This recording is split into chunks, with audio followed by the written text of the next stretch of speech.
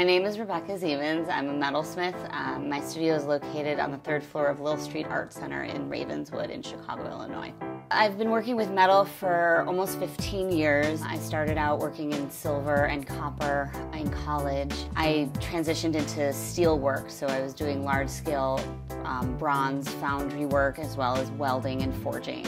Because of that, I was like, oh, well, jewelry is not really art. I can't really do that. That's not it's not conceptual enough. My intention was to bring art to people, and it evolved into a full-time business with people helping me, and I get to touch people's lives in so many ways.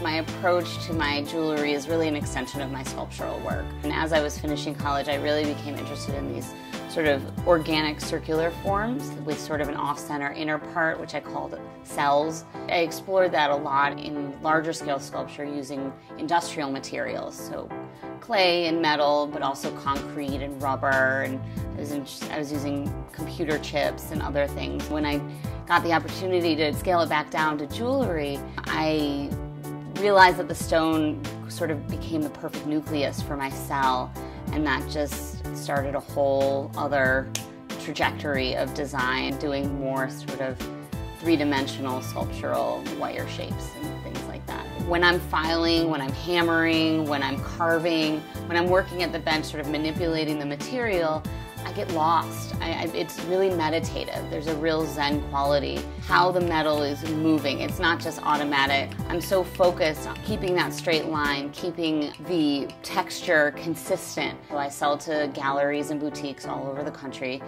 And that is mostly silver, a lot of gold filled. And then there's a whole other line that has evolved because people had old stones and they said, oh, well, could you set this lost diamond into this necklace? And of course I can, why not? Why? It doesn't, my stone, your stone, it doesn't matter to me.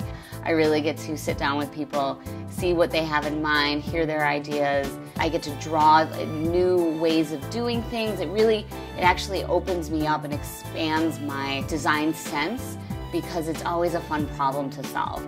And then that also then informs my production line. And it's the production line that inspires people to come in and say, oh, can you make that for me? But can you do it like this? Approaching a jewelry store can be very, very intimidating. I mean, you walk into a jewelry store and it is filled with diamonds and this lights, and you're overwhelmed by all these choices. I don't have an inventory. I've got pictures of things that I've made, and I've never made the same thing twice.